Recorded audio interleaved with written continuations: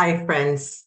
I'm so happy to see you here. In today's live, we're going to be talking about choosing a word for your year. And I do this every year. I've been doing it for the last, I don't know, several years, 4 or 5. I learned this from Radley Valentine. And it has resonated and helped me since I've done it. So that's why I want to pass it on to you. So choosing a word for the year is a powerful way to set your intentions and focus the upcoming year. This practice can help you align with your goals and values and the energy you wish to embody.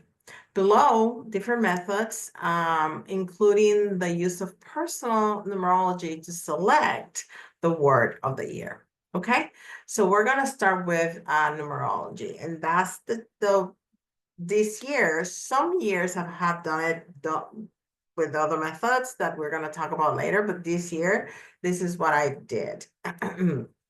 I used numerology, and this is very easy, okay?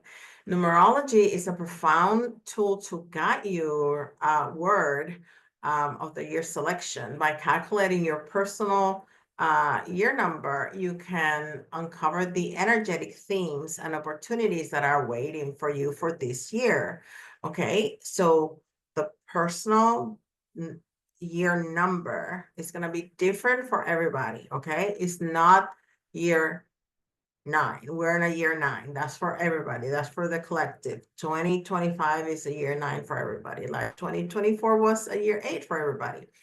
And some of you are going to have a personal year 9, but some of you are not. Okay. And it's very easy to calculate it. You're going to take the digit of your birth month and the digit of your birthday and put it together with 2025. And you're going to reduce it. You're going to add them all up, all the different digits. You're going to add them up until you get to one single digit, except if you get 11, 22, and 33, because those are what? Master numbers. Okay. All right. For example, my birthday, my birthday is September 5. So I'm gonna take 9 for September, 5 for my day, and 2025. So I'm gonna do 9 plus 5 plus 2 plus 0 plus 2 plus 5. Okay, which gives me 23, and 2 plus 3 is 5. So my personal year number is number 5. So once you have your number, you explore its meanings, okay? And we've talked about numerology, those meaning numbers, okay? And align your word with that energy, okay? And everything I do this year is going to be focused with that energy in mind, okay? For example, if you get a number 1, it's gonna be new beginnings. It's always new beginnings, independence, leadership. So words like initiate, lead, courage, those are some of the words that may resonate if you get a personal year number 1, right? For me, number 5 is change, freedom, adventure. That's the meaning of the year 5. So words like explore or transform or adapt can resonate for you. And you're gonna have different words, and you're gonna choose one that resonates more than the other. So my word is freedom, okay?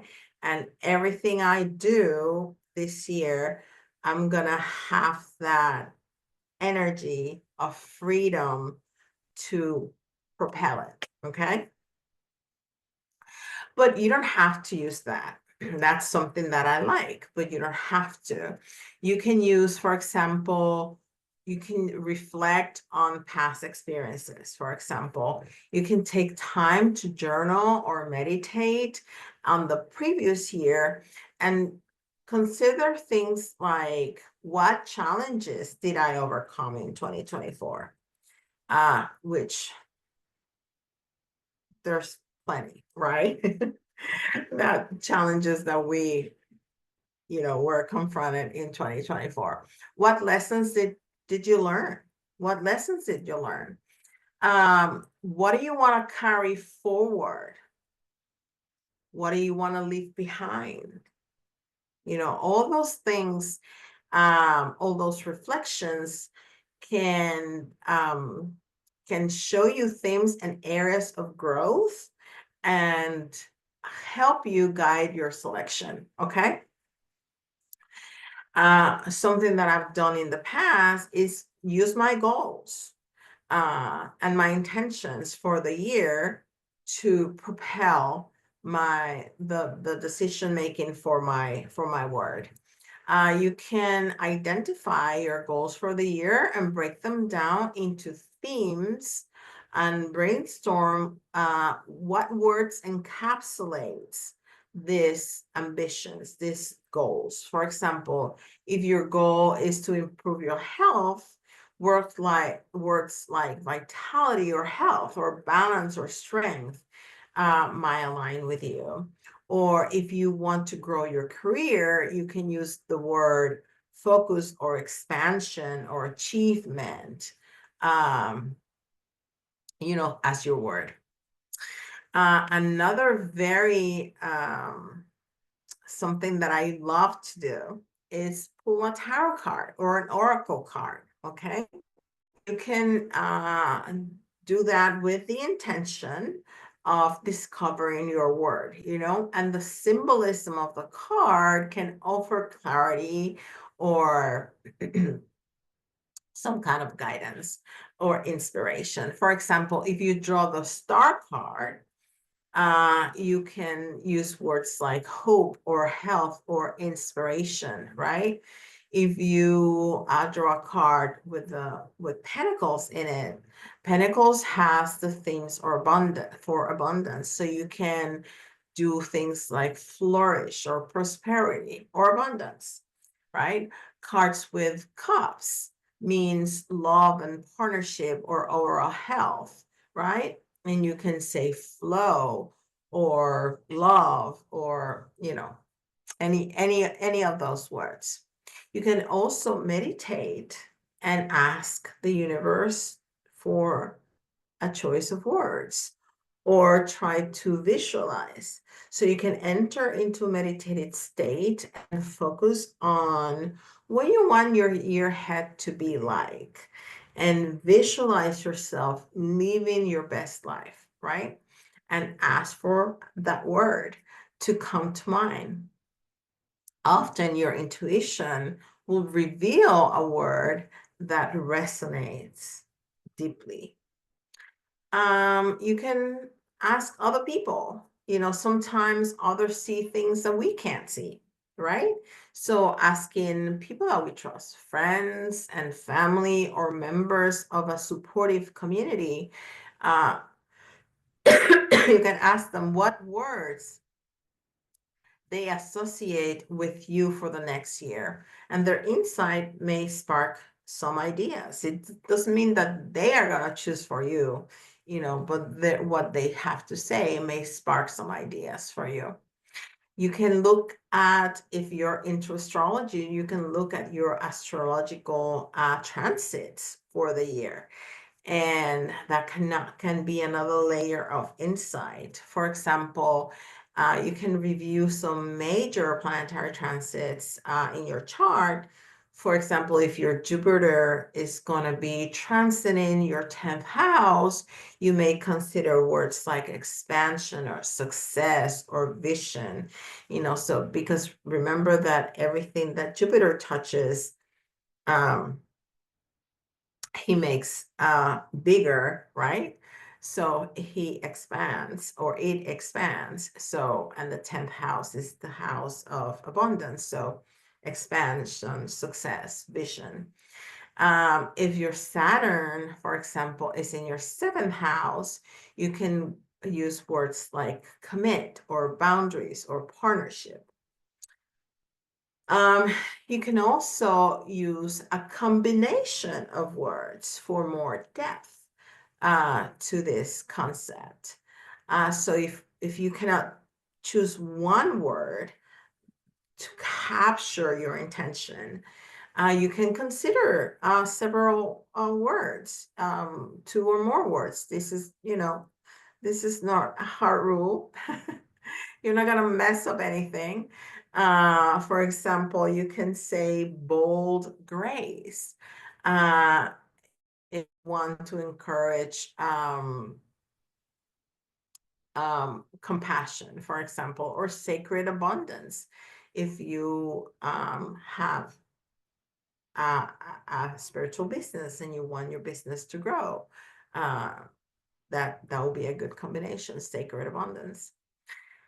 We also want to create some kind of ritual around your word, right? Once you select your word, you want to anchor its energy in your daily life. So you want to, and I'm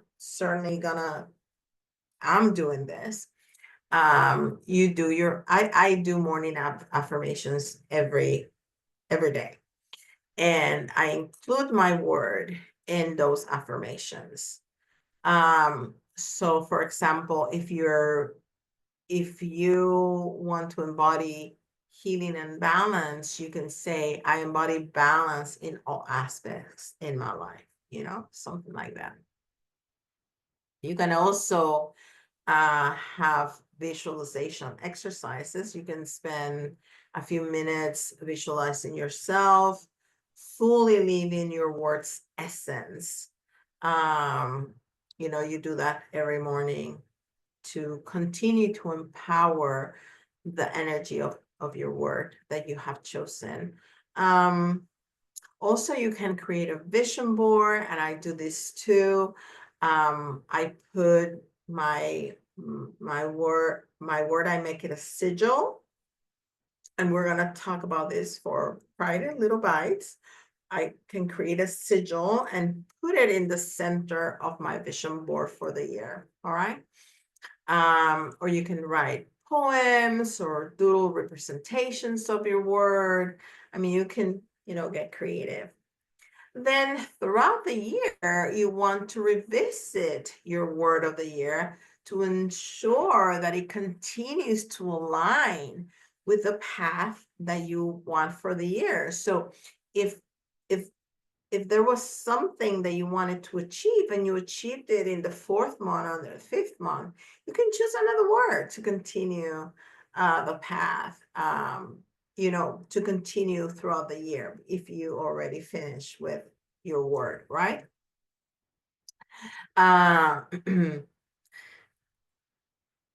You want to maintain that energy flowing. So you want to, revisit that throughout the year. You can set aside monthly or quarterly journaling to see how everything is going and how your word is shaping your experiences and your world, and see if you need to refine some of the things that you decided to do to embody this word that you have chosen, right?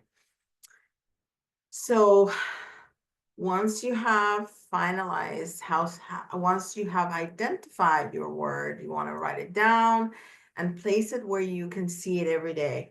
And I sometimes I put like sticky notes, but I had those plain yellow sticky notes. So I decided to go fancy and went and got me some pretty sticky notes. And I'm gonna put them, around my computer and everywhere where I can see them every day, right? To continue with the energy. Um, or you can create some kind of art or, different rituals throughout the year. You can also integrate more numerology. You can, see what numbers align with that. What numbers are in your word to create art with it is what I'm trying to say. Um, um, so you want to be creative and integrate the personal numerology number or any other method that you have chosen to choose the word for the year to align with your highest intention and set the tone for a really transformative year ahead, which I think is going to be for all of us. I think it's going to be a really good year for all of us. All right. All right, friends. I hope this was helpful. And let me know in the comments below if you have any questions and want me to expand in any part of this topic. Also, if there's a specific topic that you want me to cover in another live, I'll be more than happy to do that. Um, and remember, I'm gonna upload this video as soon as it's available to me in a few minutes, less than 5 minutes. But remember that you can also find these videos on my YouTube and TikTok accounts, okay? And I hope to see you next Wednesday, 6 p.m. Eastern time for our next live.